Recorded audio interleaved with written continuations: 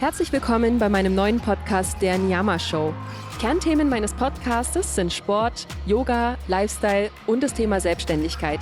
Das Gespräch mit Turnilla wurde im Sommer 2022 aufgenommen. Ich habe Adam kennengelernt, weil ich auf der Suche nach einer Unterkunft in Estepona in Südspanien, Andalusien war. Ich las, dass die Unterkunft betrieben wurde von einem Yogalehrer, hatte ein sehr nettes Telefonat und ein paar Wochen später haben wir uns auch schon getroffen. Turnilla ist hauptberuflicher Yogalehrer, Studiobetreiber und liebt Vinyasa Yoga. Er hat eine Vorliebe für Ashtanga Yoga und Rakete Yoga. Wie Rakete Yoga viele Stile vereinbart und dadurch ein ganz interessanter Stil ist, erzählt Adam im Gespräch. Den Link zu Adams Airbnb könnt ihr in den Shownotes lesen, sowie den Link zu seinem Instagram-Account und zu seiner Yogastudio-Webseite. Ich wünsche euch ganz viel Spaß, los geht's! Diese Folge wird durch meine Online Yoga Plattform Niyama.Academy unterstützt und wenn du zu einem einfachen Monatspreis an wöchentlichen Live-Yoga-Stunden via Zoom und an On-Demand Yoga Kursen teilnehmen möchtest, dann gehe auf www.niyama.academy. Dort findest du alle wichtigen Informationen. Und jetzt weiter geht's mit dem Podcast. Hallo meine Lieben, herzlich willkommen zu einem neuen Video. Neben mir sitzt Adam und wir führen jetzt ein kleines Interview, nämlich Adam ist Yogalehrer hier in Estepona. Das ganze Interview wird allerdings auf Englisch stattfinden, weil er ursprünglich auch aus England kommt und wir uns da einfach leicht unterhalten können. Ich wünsche euch ganz viel Spaß mit dem Interview. Los geht's. First, hi Adam. Hello Nicole. Nice to meet you. And yourself? Namaste. It's a yogi thing. Yeah, let's talk a little bit about yoga and your way and your studio and how it is everything. Okay. So I'm curious, how did you come to yoga? My journey into yoga, I guess, was a little different to most. I used to work in a very different, have a very different lifestyle, we could say. I used to work offshore, I used to work on boats, and I only had a very small place, a very small space where I could exercise. Was it back in England? It was really all over the world. Oh, wow. So boats all over the place. Be it from Africa to Australia to Indonesia to America, all over the world. But being on a boat, you have quite limited space. And I was following a yoga exercise video, basically just to keep myself fit as I went through when I was away offshore, which was about 6 weeks at a time. And I just loved it. You know, it kept me fit. It gave me a nice sensation of well-being. And then when I finished, when I quit my previous job, which was back in 2013, more or less, maybe a little later, I decided that I wanted to take the yoga thing a little bit further for me, because I was going to have a lot more free time. I wanted to learn how to be comfortable with myself and learn how to be happy being relaxed. Was the reason that I wanted to take the yoga a little bit further. So did you then start visiting yoga classes? I started visiting a lot of yoga classes because at that point I already lived in Spain as well. Oh. So I knew I had in mind that I wanted to take the yoga a little further. So I really put a lot of attention into trying going to yoga classes that were in Spanish as well, to try and help my Spanish language as well as my my knowledge and my depth of my yoga practice. And what was the point you decided to do a teacher training? So I guess when I finished my previous job, I already had an idea that I wanted to do a teacher training course, but with absolutely no plan or premise of being a yoga teacher. Like I said, it was just to learn, to help me relax, to help me be happy with who I was in a little way. So when I then came off the boats, I had a few months, like I said, going to all of those yoga classes, trying to increase my Spanish yoga lingo. And then after that, I took my first training course, which would have been in, around 2013, 2014. Where did you do that? So my yoga teacher training, the first one that I took was actually in Malaga. And I think it's maybe quite common that first-time yoga teachers or people that maybe are not so deeply involved in the world of yoga will try and look for maybe a more economic, a slightly cheaper teacher training option, or that's quite convenient. So for me, my wife was expecting at the time. We were expecting our first baby, so I didn't want to go too far away. So my teacher training was a 200-hour, 25 days, I think, but it was here in Malaga, so it wasn't so far away. How was it to do these 200 hours in this short time? I'm curious because in a few weeks I'm Yeah. going to India doing 300 hours in 30 cool. days. Yeah. And I did the long way before for my 200 hours. sure. So how was it?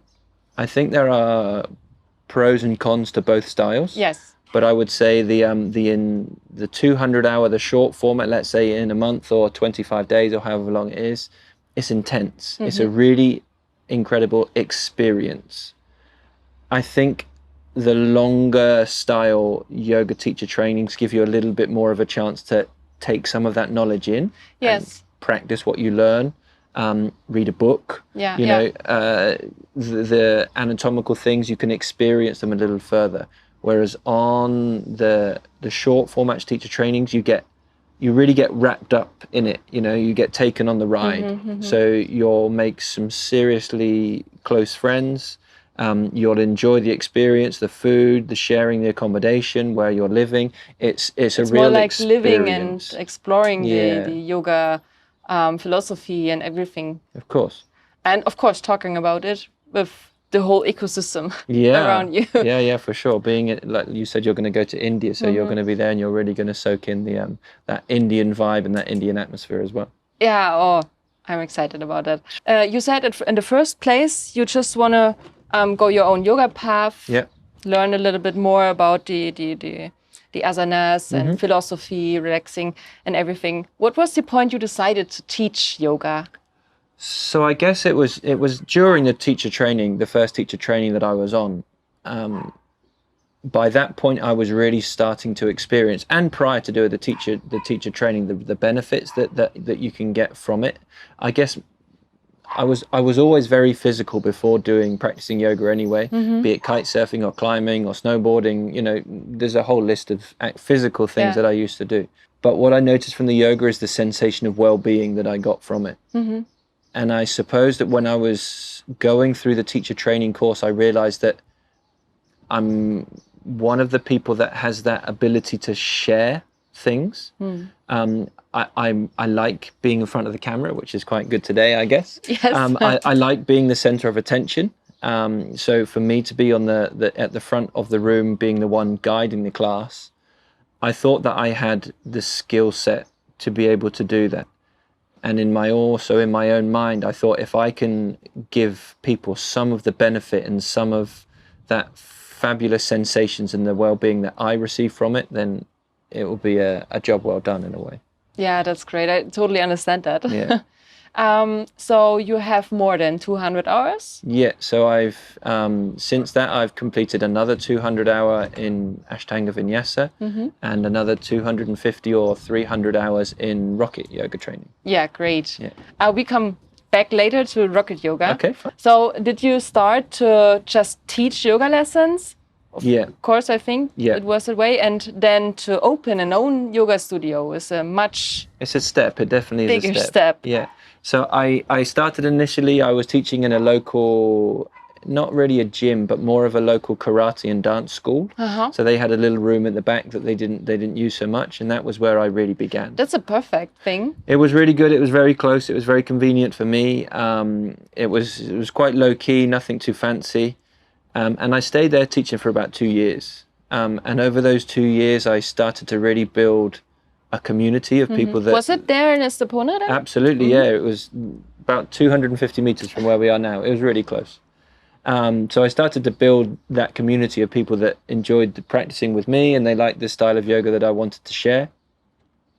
And so after that point, after building that community, when I then took the step to open my own yoga studio, I already had a following. I already had a bit of a base of clients. So it wasn't really a step into the unknown. Yeah, there will be people there. Exactly, yeah. I was also lucky. No, lucky's the wrong word. Fortunate that a friend came along with me who's an osteopath and a masseuse, an acupuncturist. That's the one I saw today. Exactly, Miguel Angel, yeah. So he came along with me as well. So we opened the space together, which also gave us a huge benefit, because we share costs, we share expenses. Yeah. He brings me clients, I bring him clients. It's a really good sort of partnership to work in somebody in that with. Yeah, that's great. Yeah. So let's talk a little bit about your yoga studio. Okay. What are the kinds of yoga styles that we teach? You will offer, yes. So there's a few teachers. I'm not the only teacher, so we offer various styles. I would always class myself as a Rakete yoga teacher. However, I also do teach Vinyasa. I have another couple of teachers that teach Hatha, quite a basic form of Hatha, really focused on alignment and the basis of the poses, really sort of helping people begin on the yoga journey to make sure they're safe. And then a few that lean more towards a Hatha flow style, which is more starting to come into Vinyasa, but maybe with a little bit more time in the poses, still paying attention to the alignment, to the movement, but also keeping that tradition of Hatha alive, you know, which is all physical yoga at the end of the day. There's also a lady that teaches Pilates, so we do offer a few Pilates classes as well. The two go hand in hand again, you know, good for strengthening, but people do get confused when we start to mix up how people should breathe between the two. I know. I have one Pilates class in my studio as well. Yeah. I love her. I love what she does. And it's really, I get muscle pain after. Everything hurts and I feel my whole body. Yeah. But with the breathing, oh yeah, it's a problem. I'm totally confused. It's hard. It's hard work, especially if you've practiced yoga for a number of years. Yes. To then for somebody to tell you to breathe out through your mouth and, you know, exhale sharply, it feels quite foreign. Yes. So let's talk about Rakete yoga. Okay. I heard a few things, but you not. Rakete yoga. Okay, yeah. It's Ashtanga inspired Vinyasa thingy. Absolutely. As a Rakete teacher and as a firm believer in Rakete yoga as a series of yoga, let's say, it is based in Ashtanga yoga. So it really takes the principles of Ashtanga, the base of our practice, Tristana, our drishti, the pranayama, our breath, and also our bandhas, so the energetic locks in our body. And it uses those bases, but in a way that's a little bit more flexible than Ashtanga in terms of we have... So you don't have these straight series, first asana, 1, 2, 3? We do have series, but they're more of a framework which we can build around and upon. So it's not quite so strict as Ashtanga.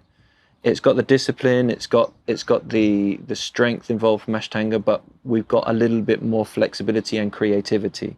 The original idea was that it was designed to make Ashtanga accessible for everybody. So you can say who can join the Rakete yoga? Everybody. The idea is for everybody. Rakete yoga also has a little bit of a reputation of being quite strong and quite fast. But there's always modifications and there's always variations. You know, we can wind it up to cater for the stronger students. We can also, offer modifications. You know, you can bend a knee, you can use a block, you can use a strap. We really try and promote them as mixed level classes. And from my experience of teaching it now for quite a few years, that you can get beginners and advanced people in the same class, and they all really get a different experience, but a fabulous experience. I really enjoy it. That's great. You know the guy who started Rakete yoga or created Rakete yoga? Not quite. So the guy that originally formed it, Larry Schultz, he unfortunately passed away. And one of his direct students, David Kyle, is probably the one that is one of the main promoters of Rakete yoga, that carries the Rakete yoga flag. He owns the trademark of Rakete yoga. Where was it created? It was created in San Francisco. Oh. Back in the late 90s, and then the first teacher training started to happen in the early 2000s, and then I think the first Rakete teacher trainings that were happening in Europe started in around 2010. I'm not exactly sure, but around that kind of time. But they've been running teacher trainings here in Europe, principally the guy that I mentioned, David Kyle. He's been coming here now for nearly 15 years. Great. Yeah. Tomorrow I will join the Rakete yoga class, I think, and I'm really excited about it. It sounds great. It's good fun. I love the hand balances and all this stuff. Absolutely. Like I said, there really is room for people that, you know, they're playing in their first kind of crows, their first kind of high planks. You know, they're starting to build that upper body strength.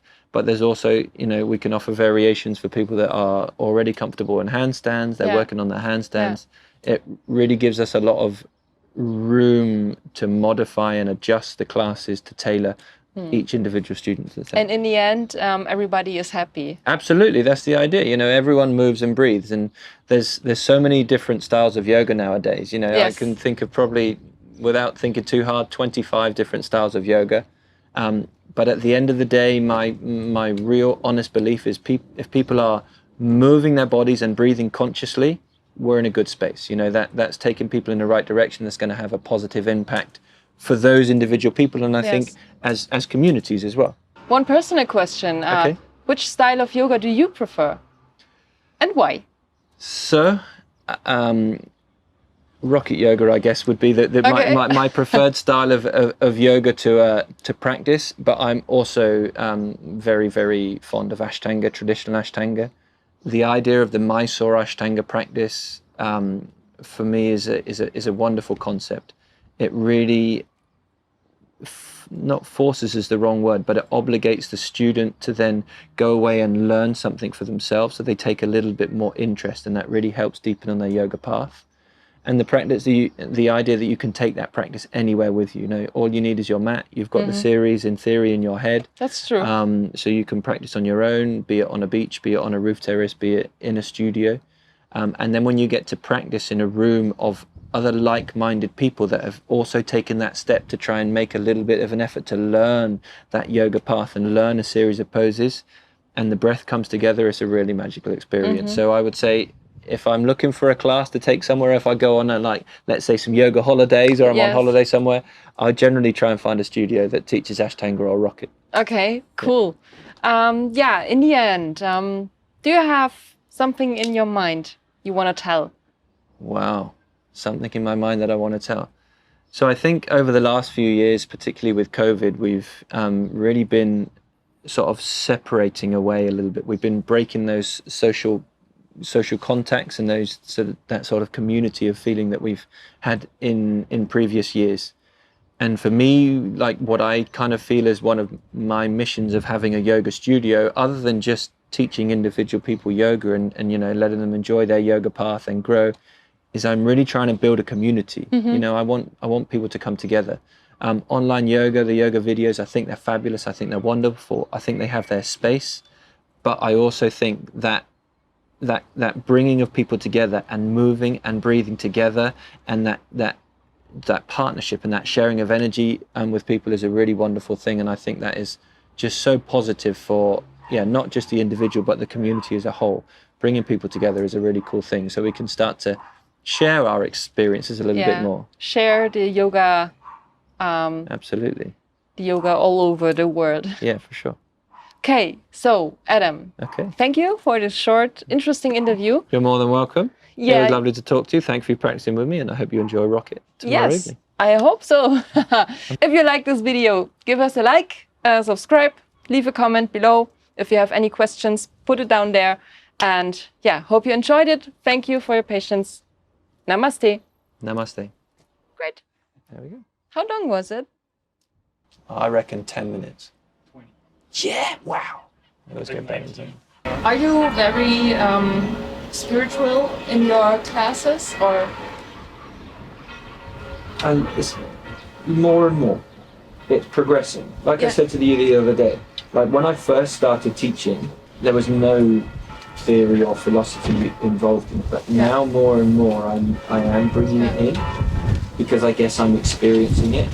I'm also somebody that will only want to teach something that I believe in. The only things that I'm comfortable teaching is something that I feel. Yeah, and also your students, or in my hometown, it's like tiny pieces. Yeah, little bits, but you won't ever hear me really talk about chakras in my yoga classes, because I've never experienced that idea of 7 balls of energetic light in my body that are spinning it. But Nadi Shodhana, for example, this is amazing. I feel it. I feel it.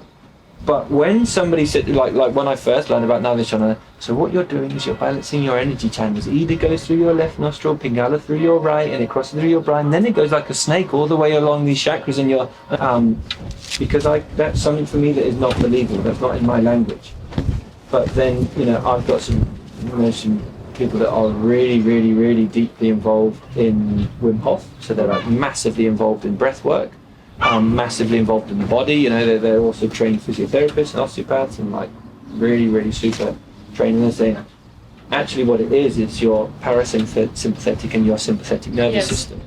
And what you're doing, you're balancing your nervous system. Yes, you trigger these nervous points. Exactly. Yes. And I'm like, oh, okay, that starts to make a bit more sense now. I can believe that and I can understand that. And so it's like when people start talking to me in language that I understand, then I'm like, oh, okay, now it's starting to make sense. But I had a group with 3 men in it, and the bass of the sound was so good, and then the third arm starts growing and was so loud, and you could feel the sound, the vibe. That was cool. That was great. And then everybody felt comfortable. Don't be afraid of your own voice. Notice what happens. Where do you feel the vibration? Or you can feel it. And then once they felt it for the first time and being direct with their thoughts, then they're like, oh, okay, I can live it. The Wim Hof teacher, one of the things that she explains sometimes, and I've asked her, I'm like, I don't understand why when we get together in a group, we get so much more of an experience. I get it's nice to be with your friends and stuff, but I don't understand why. She's like, some things you don't need to understand. It's like, but you're aware that it happens. You experience it. I'm like, yeah, cool. She's like, everything, you don't need to see or be able to put a label and everything for it to be real. She's like, can you see Wi-Fi? No. Is it there? Yeah. Can you feel it? No.